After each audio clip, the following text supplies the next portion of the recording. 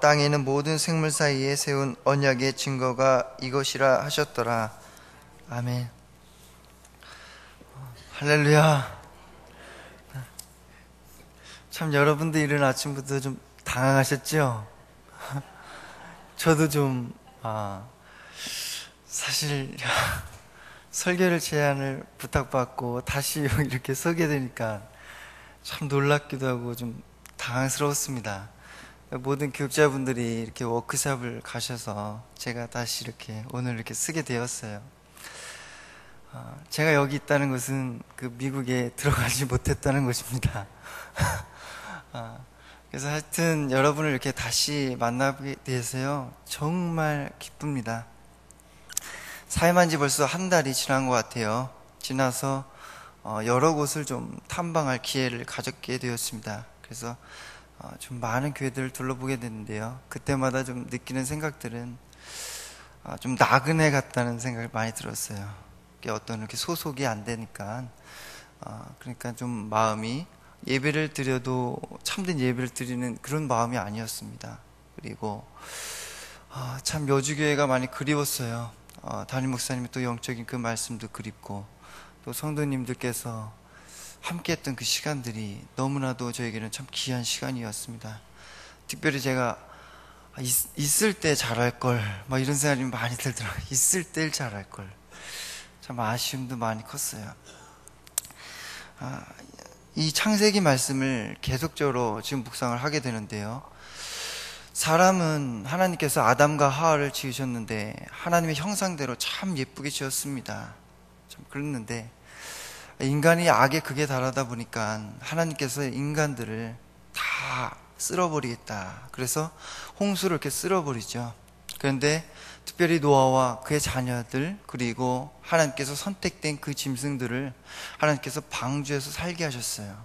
근데 그 방주에 살면서 1년이란 조금 넘는 시간을 함께 그곳에 살게 되었습니다. 근데 그 방주 바깥의 세상은 어땠느냐? 하나님께서 코로 숨 쉴 수 있는 모든 생물들, 사람들을 다 하나님께서 쓸어버리셨어요. 근데 그 하나님이 정하신 때에 하나님께서 문을 여셔서 노아와 그의 가족들, 생물들은 다 나왔어요. 근데 이 노아와 그의 아들, 그 며느들이 나왔을 때 처음에 새로운 땅, 처음에 내가 살던 그 땅이었긴 했는데 모든 것이 내가 그 전에 있던 도시와 성과 사람들, 기존에 알았던 사람들이 다 없는 거예요. 그랬을 때 이 노아와 그의 가족들이 어떤 마음이었을까? 새로운 땅에서 새 출발할 때 내 인생을 어떻게 살아가야 될까라는 막연한 그냥 두려움과 또는 아마 공허함이 있었을 거예요. 기존에 알던 사람들이 다 죽었어요.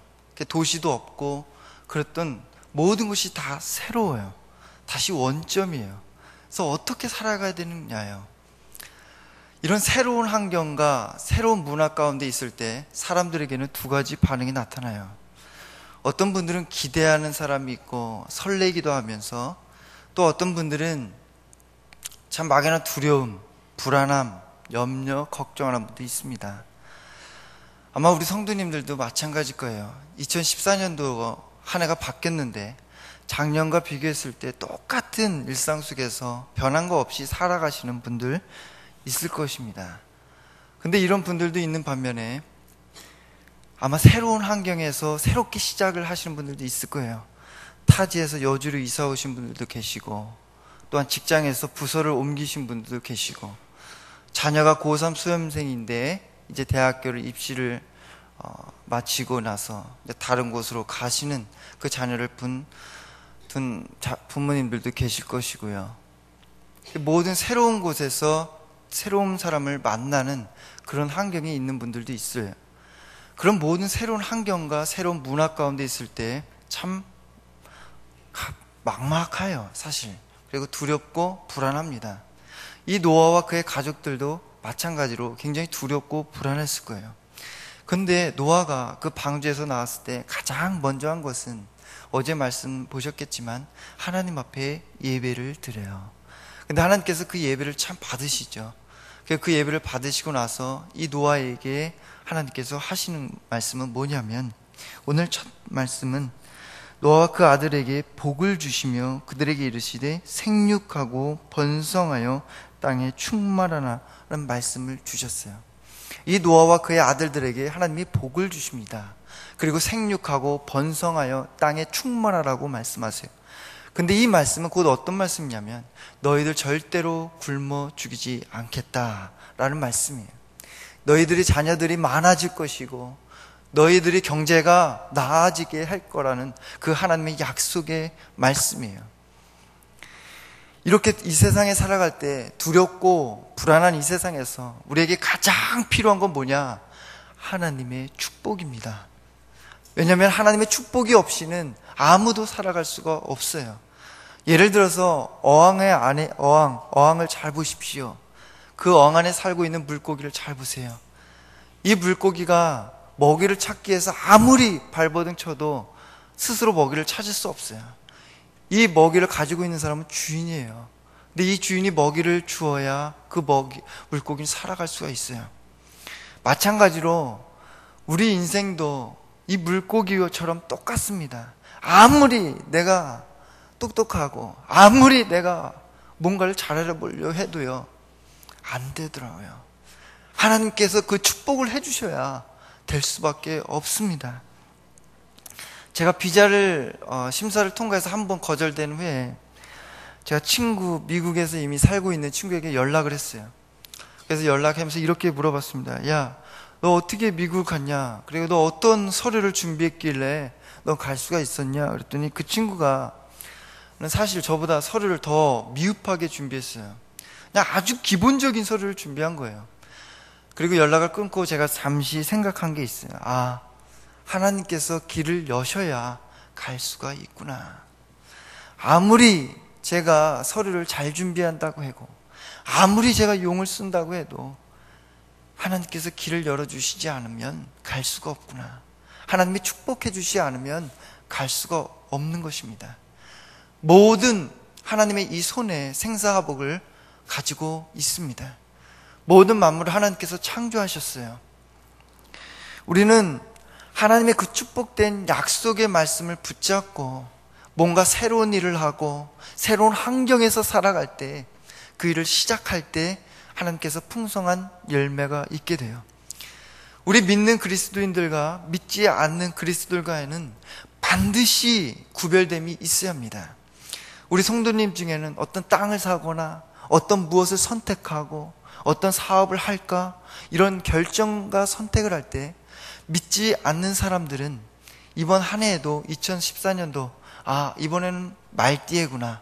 그래서 사주를 보고 운세를 보고 토정 비결을 보고 그것에 따라서 결정하고 선택해요. 그리고 어떤 경험적인 이론과 어떤 그 현대에 유행하는 그런 시대의 유행에 따라서 선택하고 결정합니다. 그런데 우리 믿는 그리스도인들은 반드시 구별되어야 합니다. 우리 믿는 그리스도인들은 무엇을 하기 전에 먼저 하나님 앞에 기도로 시작해야 합니다. 하나님께 그 기도를 시작함으로 하나님께서 주신 그 약속의 말씀을, 축복된 약속의 말씀을 부여잡고 시작해도 늦지를 않아요. 하나님의 약속의 말씀을 부여잡고 일을 시작할 때 어떤 사람들이 이런 분이 있어요.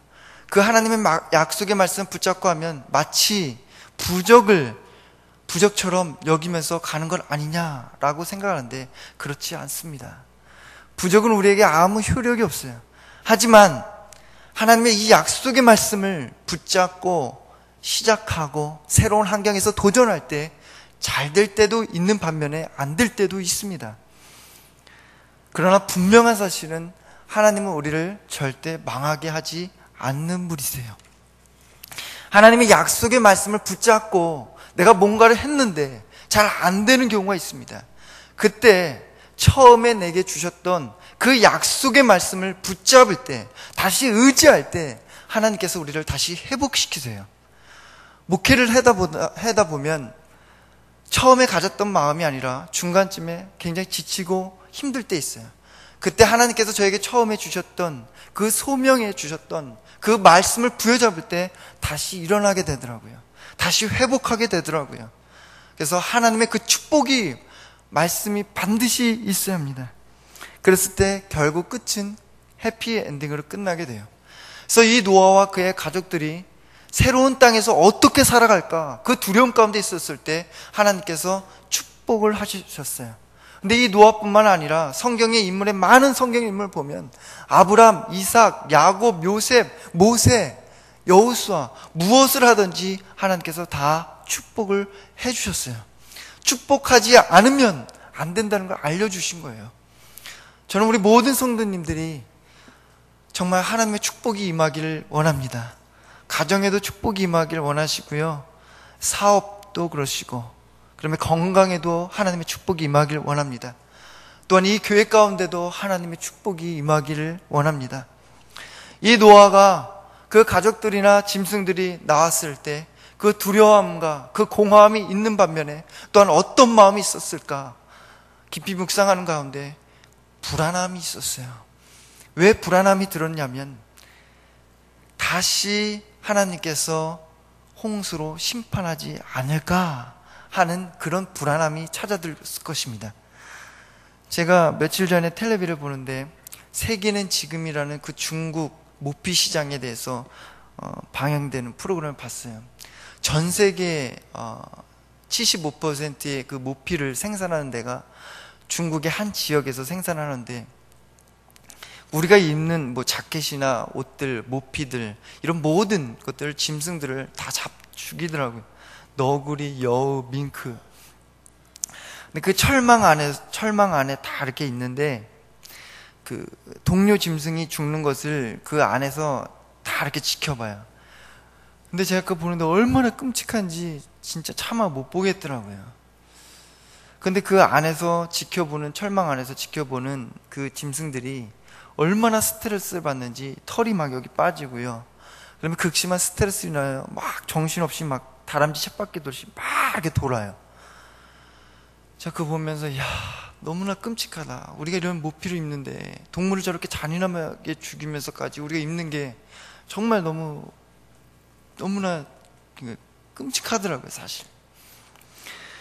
근데 그 안에서 지켜보는 동물들을 바라보면서 어떤 생각 들었을까? 저 짐승들도 아마 나도 곧 있으면 나도 죽게 될 텐데 그 막대는 아마 불안함이 있었을 거예요. 그래서 막 스트레스 있는 거예요. 근데 그 안에 있는 짐승들이 가장 큰 소원은 뭘까? 그 철망을 문을 열어주고 아름다운 땅에서 자유롭게 살아가는 거. 정말 내가 먹고 싶고 내가 다니고 싶은 그 땅에서 마음껏 사는 게, 그것이 그 짐승의 가장 큰 소원일 거예요. 이 노아와 그의 가족들, 짐승들도 그 방주에서 나왔을 때 다시 하나님께서 나에게 홍수로 심판하지 않을까 하는 불안함이 있을 거예요. 죽음이라는 불안함이 있었을 거예요. 그런 불안한 가운데서 하나님은 어떠한 말씀해 주시냐면 11절 말씀에 보면, 내가 너희와 언약을 세우리니 다시는 모든 생물을 홍수로 멸하지 아니할 것이라. 땅을 멸할 홍수가 다시 있지 아니라. 그런 불안함과 두려움과 그런 가운데 있을 때 하나님이 홍수로 심판하지 않겠다라고 말씀하세요. 얼마나 큰 축복이에요. 굉장히 불안한 가운데 있었는데. 근데 이 말씀을 보면서 이렇게 궁금한 질문을 할 수 있어요. 왜 세계 곳곳에 보면 지금도 쓰나미가 일어나고 홍수로 인해서 많은 사람들이 죽어가고 있는데 왜 하나님은 홍수로 물로 사람을 심판하시고 죽게 하시는가? 라고 질문할 수 있습니다. 근데 여기서 말씀하시고자 하는 것은 하나님께서 이 자연 질서를 붕괴하면서 모든 인류를 한꺼번에 다 죽이지 않겠다라고 하시는 말씀이에요. 하나님께서 이 홍수로 심판하지 않겠다라고 약속에 말씀하셨고, 또한 이 무지개로 우리에게 언약의 징표를 보여주셨어요. 우리는 이 노아가 그 방주에서 있을 동안 그 극심한, 정말 엄청난 그런 불안함이 이 땅 가운데도 있습니다. 땅이 분노하고 하늘이 분노하는 그런 우리에게도 불안함이 있어요. 미래에 대한 암담함, 자녀에 대한 불안함, 건강에 대한 불안함, 사업이 잘 돼가도 안 될 것 같은 불안함, 언제 모르는 그 불안함이 있습니다. 근데 그 불안함 속에서 우리에게 가장 필요한 거 뭐냐면 정상적인 삶이 필요하겠지요. 자연 질서가 모든 것이 정상적으로 돌아가는 것도 필요하고 우리의 삶도 정상적으로 생활하는 것이 필요해요. 근데 그 정상적으로 삶이 원활하게 돌아가기 위해서는 하나님의 말씀, 언약의 말씀인 이 무지개가 우리 마음 가운데 있어야 합니다. 사도행전 27장의 말씀에 보니까 바울이 로마의 제수의 복을 입고 배를 타고 압송돼서 가요. 근데 많은 사공들과 함께 가는 가운데 있는데 극심한 이렇게 풍랑이 일어납니다. 근데 막 풍랑이 일어나니까 언제 죽을지 모르잖아요. 굉장히 두렵고 불안해요. 막 그러니까 밥도 못 먹고 그래요. 막 두렵고 떨을 때 밤에 하나님께서 바울에게 나타나셔서 이렇게 말씀하세요. 바울아, 두려워하지 말아라. 내가 너와 함께하고 너희 안에 있는 배에 타고 있는 사람 모든 사람들을 내가 구원해 주겠다. 그리고 절대 저 배를 의지하지 마라. 너가 안주할 곳은 아무것도 없다 라고 말씀하세요. 그래서 이 바울이 그 하나님의 말씀을 듣고 그 다음날 아침에 모든 사공들, 항해자들에게 다 이렇게 말씀합니다. 여러분 안심하십시오. 하나님이 저에게 주었던 그 말씀을 그대로 하나님이 이루어 줄 것을 저는 믿습니다. 그 바울이 하나님의 약속의 말씀을 그대로 믿어요. 그 결과 어떠한 결과가 일어나냐면 모든 사람들이 다 구원을 받아요. 그리고 먹을 것을 그 배 안에서 풍랑이 일어나지만 엄청난 그 두려움이 있지만 불안하지만 그 가운데 밥을 먹게 돼요. 성경 여러 곳을 보십시오. 하나님 우리에게 이런 말씀을 굉장히 많이 하세요. 얘들아 두려워하지 말아라. 그 말씀은 우리가 곧 두려워한다는 말씀이에요. 근데 우리는 두려워할 수밖에 없는 죄의 본성을 가지고 있습니다. 아담과 하와의 타락의 결과로 죄의 그 두려움이라는 본성, 죄성을 가지고 있어요. 그래서 내가 두렵지 않고 싶어도 두려워하게 돼요. 근데 하나님은 우리가 그 죄와 그 두려움과 불안 가운데서 살아가기를 원하지 않으세요. 그 두려움과 불안함이 있지만 그것을 평안과 기쁨과 감사로 살게 할 수 있는 우리에게 또한 답을 알려주셨습니다. 그것은 하나님의 약속의 말씀이에요. 제가 사임하고 나서 그 비자로 한 번 안 됐잖아요. 그래서 안 됐는데 저에게 찾아오는 그런 마음은 어떤 마음이었냐면 오늘 말씀처럼 굉장히 불안함이 찾아왔어요. 미래에 대한 암담함, 불안함이 찾아왔습니다. 제가 아무리 목회자지만 저도 인간인 몸이에요. 그래서 여전히 저도 걱정하고 근심할 때도 있습니다. 미래를 어떻게 살아가야 될까 암담하더라고요. 그게 이제 제 혼자의 몸이 아니고 이제 제 아내도 있는데 남편에 대해로서 더 책임감도 크게 느껴지더라고요. 그래서 이렇게 불안하고 좌절하고 그랬는데 근데 지금은 굉장히 평안해요. 정말 감사해요. 그렇게 될 수 있었던 건 뭐냐? 아침마다 말씀을 묵상하고 기도하고 저녁에는 아내와 함께 가정 예배를 드려요. 가정 예배를 드리면서 아내와 함께 이런저런 또 말씀을 나눠요. 언제는 아내가 저한테 약간 이제 불안하고 두려움에 대한 이런 걸 얘기를 나누더라고요. 그래서 그걸 가지고 같이 함께 기도하는데 하나님께서 저에게 주셨던 말씀은 뭐냐면 하나님 우리에게 약속의 말씀을 주실 때요 꼭 내가 알고 있는 말씀을 주십니다. 전혀 내가 새로 알지 못하는 말씀은 주지 않으세요. 제가 알고 있는 말씀을 주시는데 그런 말씀을 주시더라고요. 상현아, 공중에 날아다니는 새를 봐라. 들의 풀을 봐라. 들의 백합화를 봐라. 내가 다 먹이고 내가 다 입히지 않느냐. 무엇을 먹을까 무엇을 입을까 걱정하지 마라. 무엇을 염려하는 것은 이방인이 구하는 것이다. 너는 먼저 그의 나라와 그의 의를 구하라. 그리하면 이 모든 것을 너에게 더하시리라. 그리고 아무것도 염려하지 말고 오직 모든 일에 기도와 간구로 감사함을 알아라. 오직 모든 일에 뛰어나신 하나님께서 너의 마음과 생각과 평강을 너희가 지켜주시지 않겠느냐. 심지어 악한 자일지라도 하나님께서 가장 좋은 것을 주시지 않겠느냐. 그 말씀을 주시더라고요. 그 말씀을 주시니까 제 마음 가운데 평안이 찾아오고 기쁨이 찾아오더라고요. 제가 그 진리 가운데서 깨달은 것이 있어요. 사람은 누구나 불안함 있고 두려움 다 있습니다. 하지만 그 똑같은 상황이에요. 똑같은 환경입니다. 그런 상황 가운데서 내가 불안함과 내가 두려움을 선택하고 해석하느냐, 아니면 내 감사와 하나님을 선택하고 해석하느냐에 따라서 인생은 완전히 달라지게 됩니다. 불안함과 두려움을 해석하면 내가 불안함 속에서 여전히 불안해요.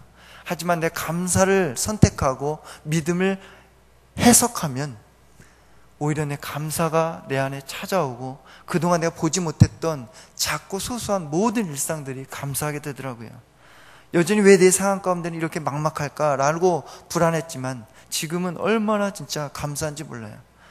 내게 정말 이런 환경이 있기 때문에 내가 잠시 이렇게 쉴 수도 있는 것고, 내가 아내와 함께 이렇게 가정 예배를 드릴 수 있는 것도 그렇고, 내가 정말 많은 교회들을 탐방할 수 있는 이런 기회도 하나님 감사합니다. 모든 보지 못할 것을, 사소한 것들이 하나님께서 다 보여주십니다. 저는 우리 모든 성도님들이 두려움과 불안 여전히 인생 살다 다 있습니다. 그런 가운데 믿음은 해석이고 믿음은 선택입니다. 그 가운데서 하나님의 말씀을 선택하시고 믿음으로 하나님을 선택하고 해석하는 그런 영안이 열리기를 원합니다.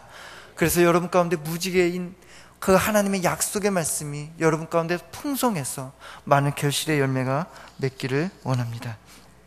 이 시간은 우리가 다 한번 같이 함께 큰 목소리로 같이 기도하기를 원합니다.